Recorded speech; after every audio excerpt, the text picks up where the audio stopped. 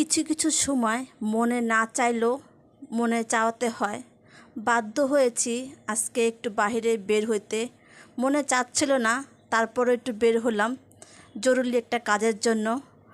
তো পুরো ভিডিওটা দেখার জন্য অনুরোধ করতেছি সবাইকে। আসসালামু আলাইকুম, আশা করছি সবাই ভালো আছেন। আলহামদুলিল্লাহ, এই তো আমরা সবাই ভালো আছি। প্রতিদিনের মতন একটা নতুন ভিডিও নিয়ে চলে আসলাম। মনে একটু চাচ্ছিল না যে বাহিরে বের হই, তারপরে কী আর করার। সন্ধ্যার পর থেকে ছোটো মেয়ের যে অবস্থা হলো, না এসে আর পারলাম না। প্রচুর দাঁতে ব্যথা উঠেছে, যার কারণে ওকে নিয়ে একটু হসপিটালের দিকে যাচ্ছি। একটু দাঁতটা দেখাই নিয়ে আসি, দেখি কী অবস্থা। তো মেয়েটা খুবই যন্ত্রণা করতেছে সকাল থেকে, যে আম্মু আমার ব্যথা করতেছে। এর জন্য একটু বাধ্য হলাম একটু বের হওয়ার জন্য। যাই হোক, ভিডিওটা দেখার জন্য অনুরোধ করতেছি সবাইকে।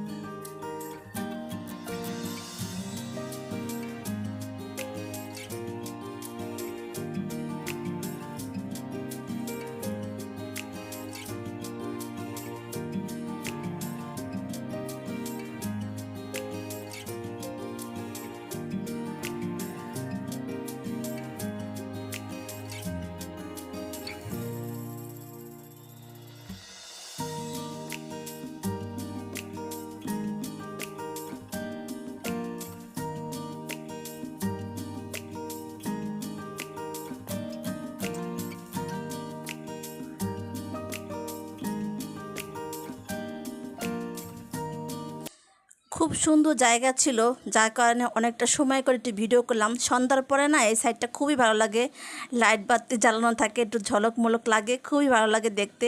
তো মেয়েকে হসপিটালিটি রেখে, মানে দাঁতের ডাক্তারের কাছে রেখে, অনেক সিরিয়াল তো একটু রেখে আমি একটু বাইরে বের হলাম টুকিটাকি কিছু কেনার জন্য।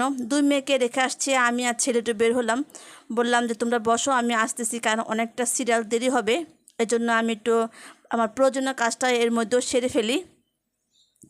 ডক্টর দেখার পরে বাসায় চলে আসলাম, আর ছোটো বোনও চলে আসলো। আরে তো মেয়ের জন্য একটা ড্রেস এটা অর্ডার করলাম। মেয়ে খুবই চাচ্ছিল যে আম্মু আমার একটা ড্রেস এনে দাও, এই ড্রেসটা। তো এই ড্রেসটা কয়েকটা নিয়েছিল ছোটো বোন, তো আমি বললাম আমার জন্য একটা নিও। এ তো ও আসার সময় এটা নিয়ে আসছে। কেমন হয়েছে অবশ্যই জানাবেন। ছোটো মেয়ের খুবই পছন্দ ছিল ড্রেসটা। তো মেয়েকে ডাক্তার দেখে নিয়ে আসছি। আরও অনেক ট্রিটমেন্ট আছে, দেখি ওর বাবা বাসায় নেই, সে আসলে বাকিটা করবে। তারপর দিন সকালবেলা বোন তো রাতের বেলা আসছিলো ওর একটা জরুরি কাজের জন্য। জরুরি কাজ কি সেটা অবশ্যই বলতেছি। তো নাস্তাটা করিনি, ছোটো বোনে নাস্তা করেনি, খুব সকাল সকাল বের হয়ে গেছে। আর এই তো আমরা নাস্তা করে নিলাম। আর এই মুহূর্তে বাসায় কেউ নাই, ছোটো বোনও ওর কাজের জন্য একটু বাইরে বের হয়েছে। আর আমার দুই মেয়ে আজকে কেউ স্কুল কলেজ যায় না, কারণ ওই যে মেয়ের দাঁতের ব্যথা ছিল, একটা এক্স রে দিয়েছিল, সেই এক্স রেটা করা লাগবে, এর জন্য গিয়েছে আমার ছোটো বোনের ছেলেকে নিয়ে। তো যাই হোক, এর মধ্যে আমিও টুকটাক সব কাজকর্ম সেরে নিই। ছেলেটা বাসায় আছে, কয়েকদিন ছুটি, এর জন্য বাসায় আছে। ও বাসায় থাকলে সারাক্ষণ আমার আশেপাশে শুধু ঘোরাঘুরি করে। রান্নাবান্নার জন্য সব কিছু রেডি করে একবারে চুলার কাছে আসলাম, যে একবারে রেডি থাকলে রান্না করতে তেমন একটা সমস্যা হয় না। আর ছেলে বলতেছে আম্মু তুমি এত সকাল সকাল রান্না কেন বসিয়ে দিলা। বললাম যে কি আর করার, সব কিছু আছে যেহেতু তাহলে রান্না করে ফেলি। আবার তোমার খালামণিও আছে, ও তো আবার আসবে, সকাল তেমনটা খেয়ে যায় না, এর জন্য আমি তাড়াহুড়া করে একটু রান্নাটা করতেছি।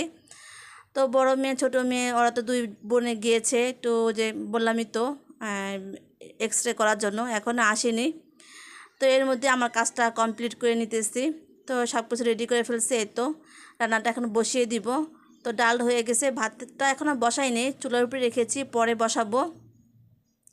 আমি আগে থেকে চালটা ধুয়ে রাখি, সঙ্গে সঙ্গে ভাতটা বসাই না।